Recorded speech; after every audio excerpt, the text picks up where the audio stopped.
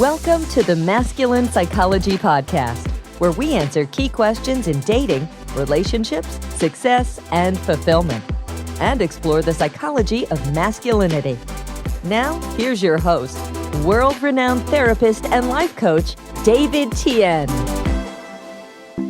Welcome to the Masculine Psychology Podcast. I'm David Tian, your host, and I am pumped to be getting into episode 6 with you. And in the previous 2 episodes, we covered why values are so important, why they're essential for relationship and dating success. And the podcast episode just before this, we went into the specific values. We went into 3 categories of values and gave you specific values that are best for success in your love life. And in this episode, we're going to be digging into why the therapeutic process for evaluating your values is so challenging for so many people, especially men, and what to do about it, how to turn that into a strength for you. All right, so we got 3 points today, and I'm going to start off with 3 points, and then I'm going to introduce 3 more points about what to do about it to turn it into a strength. Okay, so it's 3 and 3. So the first reason it's so challenging for so many men is because of toxic masculinity. And I covered that 2 episodes ago, episode 4. So if you want more detail, going a little bit deeper on that, make sure you listen to episode 4 or review that. But that's one of the most prevalent reasons for why it's so challenging for so many people, especially men, is because of repression. And you can see that in the toxic masculinity. So not all masculinity is toxic, obviously, but the parts that are toxic, or the types of masculinity that are toxic, are the ones that result in a kind of macho repression, where you're repressing your emotions, especially your vulnerable emotions, but you can't selectively repress or suppress emotions. It's all or nothing. So it's in repressing your vulnerability, you're also you're kind of deadening your affect. You're deadening your emotional life overall. Because of that, it's really hard to do the work of the therapeutic process of listening to your unconscious, of going to those places of vulnerability where the source of your anxieties are, or the source of your insecurities are. So if you don't go to the source, then you're always just dealing with the surface level symptoms, and you're always just sort of medicating with palliatives, and you're not ever getting to a permanent solution. You're just clipping the branches, pruning the branches, instead of getting to the disease at the root of the tree. And the second reason the therapeutic process is so challenging for so many men is because the normal coping strategies they're used to relying on don't work in this area. One of the most common coping strategies that I work with is achieving, where just working harder at it, just pushing, forcing it, just through discipline and grind and hustle and hard work. And they're applying that also now to the therapeutic process of evaluating values, but all of the things around it where they have to process it at the emotional level. So it's not just an issue of sitting back in your armchair and philosophizing, because that'll just keep it all in your head and not into your heart. So when it's just in your head, you're dead. I got that phrase from Tony Robbins. If you're just in your head and it just stays intellectual, it will often not translate into what we need is here, the level of the unconscious, where your emotions are automatically flowing from. So there's been actual research on how people who study moral philosophy for a living are not any more moral than people who don't. And in fact, there's some evidence that they're less moral. So just studying it, philosophizing about ethics, in and of itself won't help you to become more ethical, or actually won't help you to live out your values or to apply them, implement them in your life. It'll just help you to rationalize yourself out of sticky moral situations. But it's a start, right? Just getting you thinking about it and getting the whole range of various major positions on what is good, what is the right, etc., what is virtue. All of that is helpful because it gets your mind oriented in the right area. But then what we really need to do is a therapeutic process to get into your unconscious. So the process that we do, for example, in my course Invincible, isn't just to sit there and think, what do I value? That's not going to do you any good in terms of your life, in terms of your emotions. Instead, there's a therapeutic process where we're calling on your face, your voice, and your body, and you really get into it, of calling out of your unconscious what your real values are, and then querying those and replacing those if they're not helping you create the life that you want. So that's at the level of your unconscious. So your normal coping strategies of just achieving, of just forcing it, of applying hard work, pressure, discipline, hustle, and grind, that's not going to work here. In fact, instead, what you're going to need is a softening, a kind of turning inwards, a kind of stillness and being with, and just staying with a completely different type of sensation that for achievers who've been repressing for many years or decades of their lives will be interpreted by those achiever parts as pain. But in fact, the very same sensations will be interpreted and understood by your higher self and the parts of you that are more empathic as a necessary process that might even feel good.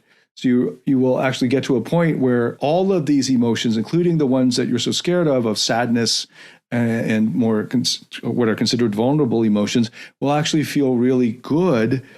And that's sort of like in the way that people who never work out think that interpret the feeling that they get from working out from the very first time in 5 years as being torture. People who is the very same sensations physically are interpreted by people who have come to love working out as being a really nice feeling. Okay, so that process of transitioning from this feels like torture to this feels really good is paralleled in the therapeutic process. And the normal coping strategies that achievers use, and everyone else too, if you're a rebel or if you're a withdrawer, like you're a recluse, you're an isolator, whatever normal coping strategy you usually use and have been using to repress these vulnerable emotions, that's not going to work anymore in the therapeutic process. But we're not used to anything else. That's our standard MO, right? Those coping strategies. So that's why it feels so strange and it feels like such a big challenge. There's a way to use your coping strategies as a strength, and I'll get to that in the second half of this episode. But just to point that out, your normal coping strategies aren't going to work anymore, and the achiever modus operandi is not going to serve you anymore. And that leads into the third reason why it's so challenging for so many men and so many achievers to stick with the therapeutic process to achieve and experience happiness and unconditional love. Why is it so hard? Because of this third reason, which is that they're used to performance-based self-esteem. So what is that? This is where you only feel good about yourself if you perform well. Performance-based self-esteem in contrast to being-based or existence-based self-esteem, that you are worthy of love just because you exist, just because you are. And that's being-based self-esteem. So the most of the world that's focused on, obsessed about success, the self-help world, the self-improvement world, they have a very toxic view of self-worth and self-esteem, which is entirely performance-based.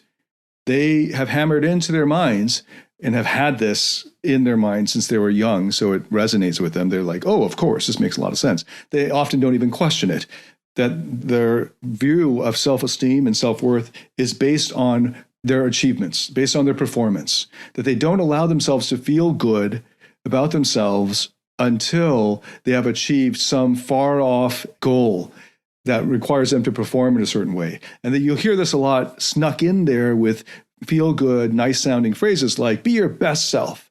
And if you're not your best self, then, well, what happens? Well, then you're not worthy of all of this stuff, all of this happiness, this wealth, or this woman, or these women, that you can never rest. This is performance-based self-esteem, and it's toxic. And it will block you from being able to accept those parts of you that are in all of us, that we all have, that are vulnerable, that are holding our vulnerable emotions of sadness, of pain emotionally, that are experiencing pain, ongoing pain that we've repressed into our unconscious until something triggers it, and then we go there. And part of what happens in the therapeutic process is triggering. It's to trigger the things we've been repressing so that we can now bring them into consciousness and begin to process them properly, and heal them and grow from there. So those three reasons are the most common for men of why it's so challenging for them to stick with the therapeutic process or even just begin it, which is toxic masculinity and the repression that comes from that. And the second is their normal coping strategies aren't working here in the therapeutic process. And the third is that they've bought into this background value system of what it takes to be worthy, which is the performance-based self-esteem view. Okay, so then what do we do about it? What can we do about this? How can you turn all of this toxicity and repression into a strength, Okay, so this is going to sound odd for therapists because they probably have never thought about it that way, but here's how to do it. And I know I know how this, you can do it this way because this is how I did it for myself. And this is how I've helped hundreds of clients and thousands online do it this way. And this is where you're going to harness your warrior energy in a kind of challenge. So the warrior parts of you, these more masculine, the healthy masculine parts of you will step up in the face of challenge and they respond well to challenge. So I'm challenging you in the warrior parts of you to stay in the zone longer, the zone of discomfort, the zone of feeling your vulnerable emotions, the zone of sadness, of overwhelming sadness, where you feel like you're going to break. Harness that warrior energy, those warrior parts of you to stay there longer. The first is to endure. Just get better at enduring that discomfort, and soon you'll go over the edge, and you will reinterpret that as a good feeling. And I can attest to that. The first months of me trying to get to those places of vulnerability, I'd get really close, and then my repression mechanisms would kick in. That could be blinking my eyes or just shaking my head and go, okay, I'm out of that. Or breathing deeply. And right at the moment when I was shallow breathing and I was there, breathe deeply, and now I'm out of feeling it anymore. So I want to be able to stay with that. Now, a caveat, many people who need therapy and who go to therapy are actually the opposite. They're continually lost in and overwhelmed by their emotions. That's the common client profile that goes to therapy. They're overwhelmed by their emotions so much that they aren't able to function well in their day-to-day life. So for those people, they should also focus on those grounding techniques and just being able to regulate first so that they can at least sit in the meditation or therapy session without getting triggered and becoming overwhelmed. So that's important to just learn those basic grounding techniques and self-regulation techniques for them. I work with many achievers who are functioning in their day-to-day life very well. They're successful outwardly, and their problem is repression. Okay, so if that's you, and that was me, the repression means that it's really difficult for you to go there, for you to go to these quote unquote painful places, and you're going to have your normal repressive mechanisms kick in unconsciously. Like you won't even know that you're doing that. And it'll just be hard for you to go to the emotion. So what I'm doing is right now, challenging your warrior parts to stay on the edge, stay in that zone where it feels uncomfortable at first. And at first meaning it could be several months, maybe years, where you just focus on enduring, staying there longer, endure longer. And then the second point is a challenge also to your warrior parts is to embrace the wilderness. It's going to feel like, and I take this phrase from Sarah Blondin, who's a great meditation teacher, the wilderness of discomfort. To embrace the wilderness instead of being afraid of it and avoiding walking into the forest, but embracing the beauty of the wilderness, that this is part of the journey. And then when you embrace it instead of resisting it, you realize there's great beauty in that wilderness.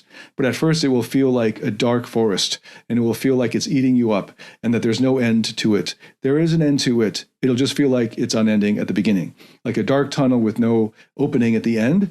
Just keep going. There will be an opening. Don't stop. If you're halfway through, so to speak, don't give up. If you're going through hell, keep going. The wilderness of discomfort and embracing the beauty of this wilderness and realizing, yes, this will feel this uncomfortable. That's sort of the point. And this is a sign that you're doing the right type of work when it is uncomfortable, right? So the first point being endure, focus on endurance. Second, embrace the wilderness of discomfort. And the third is a great image that I like to use a lot, the chrysalis. This is where the caterpillar is going into the cocoon to become the butterfly. And I often wonder, does the caterpillar know that the butterfly is flying around him? Or his cousin Vinny or whatever, they're like, that's going to be him? Does he realize that? Because they're so different, right? Is he looking up at these butterflies, like recognizing them? I don't know. What is it like in the mind of the caterpillar before he goes in the cocoon? And then in fact, what's going on in his mind? Again, I don't know if they have any thoughts like this, but you can imagine, just a thought experiment, what's going on in the mind of the caterpillar in the cocoon. It must feel like a tomb, like he's going to die. And there are examples like this of a cocoon being eaten or like half formed and the caterpillar dying inside. And this could be where you're resisting the cocoon. You think you're going to die and it's a tomb and it's a coffin and you're trying to get out of there. Instead of relaxing into this process of this is going to be a death that will lead to a rebirth, a new birth into a new transformed reality. And that's what the therapeutic process is. Going into that cocoon, multiple cocoons, to emerge with multiple transformations where you won't recognize yourself anymore because you're so much more powerful and free and liberated and beautiful. And that's the beauty of the chrysalis image. Embrace that, because that's what is actually going on. Your old self going into a cocoon, and what you're learning is more about yourself. It's not like any parts of you die off. That would be bad. We want to understand and appreciate all of those parts of you, even the parts that you might be ashamed of right now or want to go away or exile, because they are valuable parts of you as well. And part of the therapeutic process is embracing that. And I'm kind of jumping the gun, and that just even saying that might have triggered some of the parts of you that want to get rid of these shameful parts. And entering the therapeutic process, I think it's important to get into it with your eyes open, to know what you're getting into so that you're not going to freak out when you're halfway through the cocoon or halfway through the wilderness there, so that you understand the journey you're embarking on here. And it's not just one time. You're going to be going through these dark tunnels of the soul, of the dark cave, so to speak, multiple times as you grow into stronger and stronger transformations.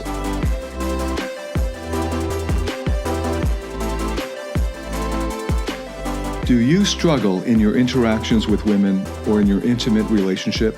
Are fear, shame, or neediness sabotaging your relationships or attractiveness? In my Platinum Partnership Program, you'll discover how to transform your psychological issues, improve your success with women, and uncover your true self. Get access to all my current and future online courses by applying for the Platinum Partnership today at davidtianphd.com/platinum. You can also, as we're doing here and throughout this podcast, using your intellect. This is something that most therapists don't use very much. I don't mean that they don't use their intellect, that they don't champion for their clients too much, just partly because of their own client profile. Like I said, the common client profile for therapy is somebody who is overwhelmed with their emotions and are not high functioning in their day-to-day life. I generally have a lot of high functioning clients, and getting their intellectual parts on board is a really important part of this process so that they can trust and relax into the therapeutic process. So I'm telling you what's going to happen and what it will feel like here so that you can intellectually assent to it and say, oh, okay, I'm expecting this to happen, and I can relax into it instead of resisting it or fighting it. Okay, so we're going to be harnessing your warrior energy to stay in the zone, to endure, to get that courage, to challenge the warrior parts to step up and do it, right? And then we also challenge and invite the intellectual parts to trust and understand and trust, and therefore able to relax into the process. And speaking of the warrior parts, I'm also calling out to those parts of you that have that lover energy. If you have access to that, if you've taken my course Core or Rock Solid Relationships, you will have access to that lover energy in you. And the lover energy loves that creativity and the passion and the emotions. And calling on those parts of you, the lover part of you, the archetype in you, also into the therapeutic process to kind of move things forward, because it will embrace this part of the process that will feel foreign to the intellect or the intellectual parts. Okay, so as a recap of what to do about it, it'll be these 3 points of endure, focus on enduring, embrace the wilderness, see it as a chrysalis journey or chrysalis process of the caterpillar cocooning into the butterfly, and harnessing thereby your warrior energy to stay in the zone longer and to call on your intellectual parts to understand the process, thereby being able to trust and relax into the process. And if you have access to your lover energy or your lover archetypes, that they will really enjoy this process so they can kind of spearhead things or move things along and kind of lead the way as you're accessing your higher self. Okay, so to recap everything, the first 3 points are the 3 reasons why the therapeutic process is so challenging for so many men. The first reason is repression of toxic masculinity. The second is that our normal coping strategies no longer work in this area of the therapeutic process, including the standard achiever strategy of achieving. And then the third reason being that the worldview of performance-based self-esteem will actually actively get in the way and block the therapeutic process from happening. So that's why it's so important to think about the values of what it takes to be worthy of love. And the being-based self-worth is the only one that will actually lead to unconditional love. And then what do you do about it? How can we harness this? Again, just a real quick recap: to harness the warrior energy, to stay in the zone longer, to use your intellect to understand and thereby trust and relax into the process, and embracing the endurance and embracing the wilderness and of discomfort, and then to understand it from the perspective of a chrysalis. It's a chrysalis type of journey, and maybe even accessing your lover archetype or energy if you have that, to be able to help lead the process.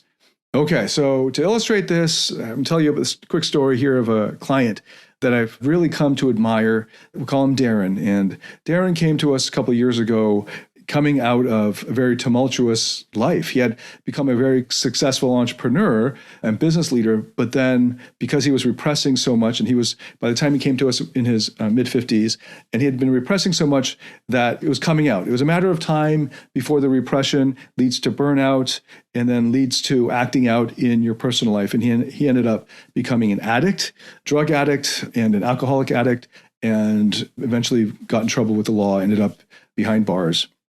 He was actually writing to us from behind bars when he first started working with me. And it was an amazing transformation because he had such a rich life experiences, so many varied life experiences that he could call on. And he very quickly learned all of the social skills and dating skills. He mastered that in a relatively quick time. And it was the therapeutic process or the processes that were included in our coursework, in our coaching, that was surprisingly difficult. I mean, for him, it was surprisingly difficult. He didn't think that he would have trouble with this, but it brought up all of this repressed, vulnerable material that was super challenging for him at first. He would run from it. He said this is the most difficult thing he's done in his life. But then after that initial period of discomfort, of entering the wilderness, the dark wilderness of discomfort, entering that dark cave, and getting to know the demons there, that it turned out as he got to know them weren't demons at all, but were little children, his inner child parts there, and the vulnerability there. And even the protector parts ended up, as you get to know them, he discovered also, as we all do, that they were young, very young parts in him that were taking on huge, gargantuan tasks that they didn't need to do. Now that Darren was able to get in touch with his higher self more and more through that process. And one of the most beautiful turning points that he shared with me is that as he worked in getting to understand and be with and attend to and accept and appreciate and love on his own inner child parts, that this helped him to reflect on his parenting of his own children. And that led to reconciliation between him with his children, and they had been estranged for years. And then part of this process is coming to love yourself allows you then to give unconditional love very easily and naturally to others, including to your intimate partner. So it's this beautiful story that is ongoing, that I've had the privilege to witness of Darren going through this therapeutic process, having come from a really just a super high achiever place of energy, of worldview, of what it meant to be worthy. And then being able to see through the performance-based lies, the performance-based myth of self-esteem, and then be able to encounter, to appreciate and love his own inner child parts is just this beautiful journey that he's been on. And it's been my honor to come alongside that and witness that. So hopefully that will give you some encouragement along the process if you are in any of our online courses and experiencing some of the same tumult or conflict inside of, oh, this feels so uncomfortable. I don't know. I'm not used to this. Great. That means that you're probably in the right place. Make sure that you're going through the online courses and the guided meditations, not anybody else's stuff, because I can't vouch for that. But in our material, if you're going through it well, then you're able to harness that warrior energy to stay in the zone longer. You will be rewarded with the light at the end of the tunnel And then you will come to love that, because that is how growth happens, and you will love growth, and then it will snowball for you and be much faster. Part of the fear that achievers have of going to vulnerability is that the only way they know in order to succeed, because their protective mechanism is to achieve. The only way they know to achieve is this repressive way of pushing down all of the vulnerable emotions of sadness, of tenderness, and compassion, and all that, because that just gets in the way of performing, the performance-based self-esteem, of working really hard, grinding, discipline, hard work, hustle, staying up really late, 7 days a week, staying up, 8 a.m. to 12 midnight, whatever, pushing, that forcing kind of nature. And they're afraid that if they drop that, if they turn inward, if they turn to compassion and empathy, then they'll lose their edge, and then therefore they won't be able to achieve and succeed, and that's all they've known. So speaking to those parts, and to let them know that this thing that they're hoping for at the end of that journey of success, they're hoping that success will lead to love, connection, that's not going to happen if you're trying to do it through succeeding, that success doesn't lead to happiness or love, not in any meaningful sense and not for any meaningful length of time.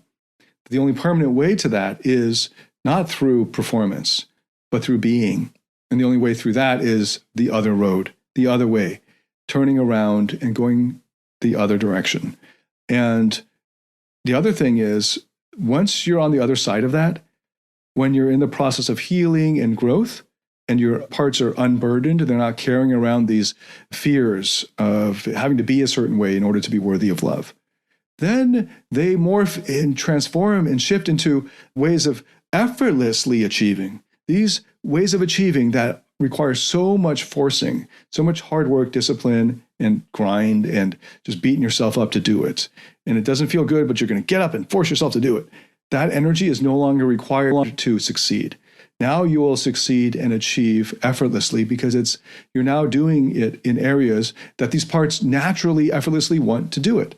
Now imagine, I'm sure all achievers have experienced this at some point, because you probably were this way with regard to the activity that you're so successful in or that you're good at the beginning. So when you first started doing whatever it is, that job, there's probably a freshness to it, and you were optimistic about it, and you really liked it. It's only over the years and the decades that becomes now something that you have to force yourself to. Now, there are things that you already love or enjoy doing. We all have that. We're all motivated to do something, right? Motivation in and of itself is not the problem ever. It's the thing that we're trying to force ourselves to be motivated to do that we're not motivated to do. That's the issue. But you're already motivated. Right? You're motivated to do what? Play video games, hang out with your friends, watch movies, hang out with your love interest. You don't need any extra motivation to do that, right? Maybe for some guys it's internet porn, right? You're already motivated to do it, right? Follow your motivations. Well, maybe not the internet porn thing, but follow your motivations. And even if it's video games, man, in the 80s, as I was growing up, there was no video game esports industry. You could only become a programmer or a tester. And the testing video games sounded like a pretty cool job, but anyway, it wasn't one that was encouraged by the schools or teachers or anybody. And it's now that you could become a professional video game player. I don't know if I was growing up now, I think I might have a completely different experience with video games.